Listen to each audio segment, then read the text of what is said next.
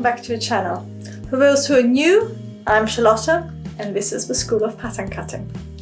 In this video I'm going to look at some topper coats and analyze them, how they work. I've got my own topper coat which is inspired by a range of vintage garments I've seen over time.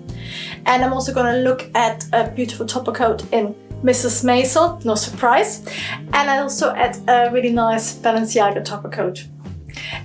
But the reason I made this topper coat because it's really flattering. I'm gonna maybe make, I think, a coat for myself, so a longer version, but you can also wear it as a jacket.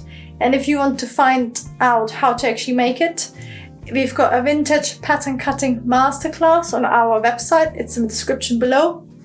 And it just gives you all the steps and videos on how to make it. Because I think coats can be quite off-putting because you think, oh, there's so many details. And if you do like a proper tailored coats, there will be layers of fabrics and padding.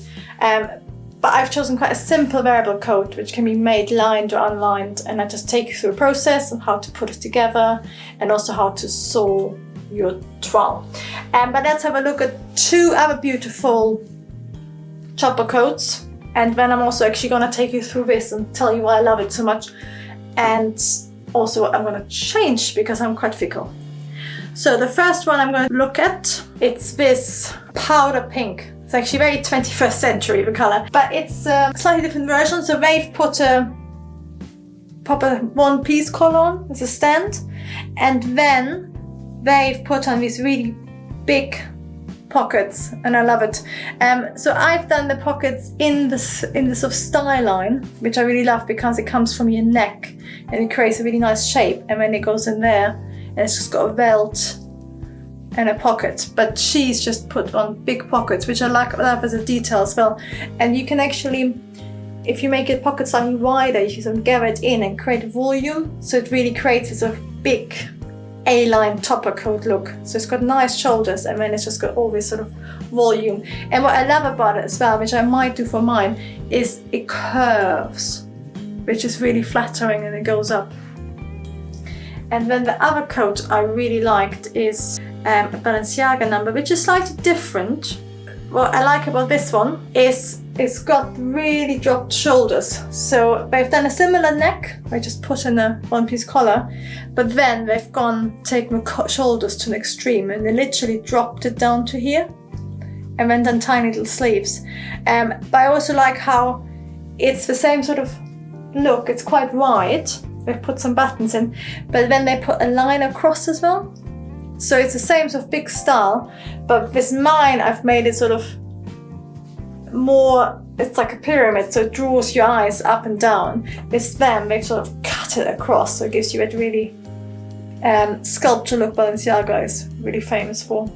That's what I love about once you've constructed a garment, you can just see, oh, I might drop the shoulder more, or I'm actually going to put a collar on for this time, or instead of my belt pockets I'm going to put a big patch pocket on, or I might do an invisible pocket if it's really elegant. Because I could see that, for example, being like a really thick fleece, for example. So you make it just like something you throw on, like a very elegant house jacket. But I get quite cold in the winter, so I always like to have like a cardigan. This would be like a more elegant version of a cardigan, but if you cut it out of a jersey fabric, it'd be really wearable. I could also see this being, well, actually I'm gonna show you, because I'm thinking, if I put it on. And I know we normally talk about mannequins on the stands because they're so tiny, but this I can actually wear, and it's really nice. And if you put it on, I always find it really important because then you can actually see, oh, how does the neck feel? I sometimes with trowels, I wear it for a bit around the house because then you suddenly notice, oh, the sleeve is actually not good at all. But what I love about it is that it's just really easy to put on. So it's like that. So what I'm thinking about doing two versions. I'm going to do a slightly longer version, so it's just on your thigh.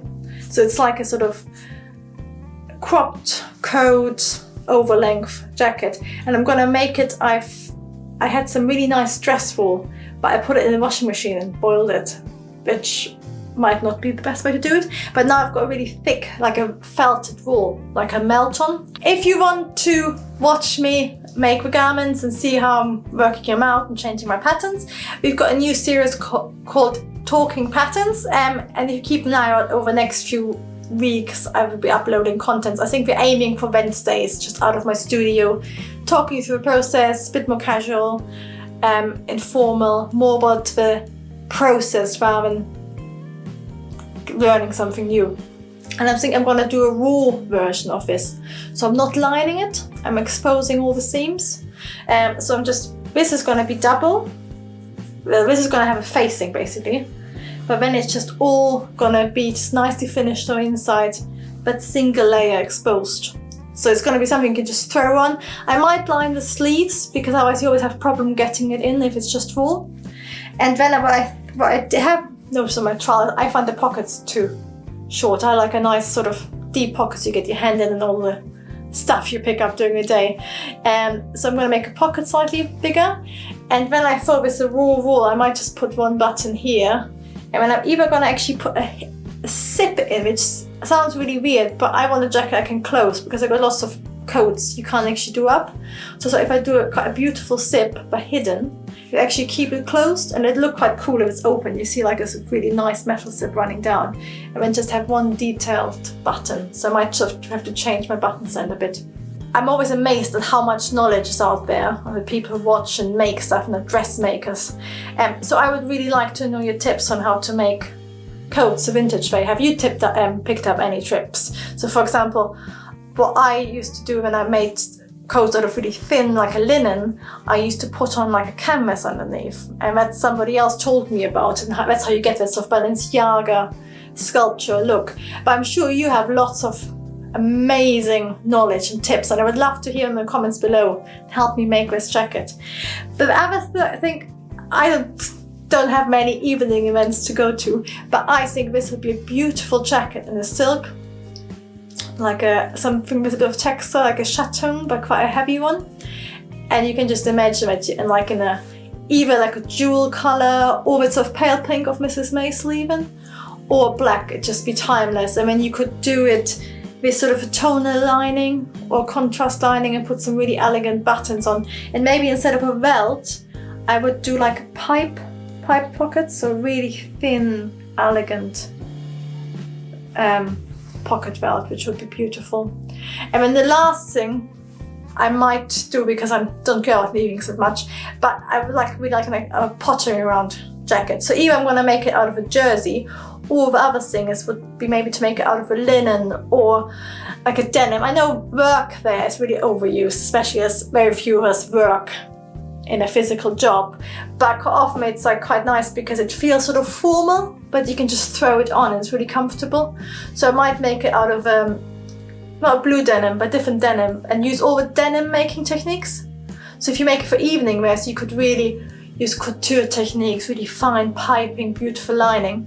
And then you could do a day wear version where you use denim techniques, so use top stitching. You might even put a rivet at the edge, and it sort of becomes really wearable and you can just throw it on. And you might either put some rivet buttons or a zip again to make it really a casual throw on.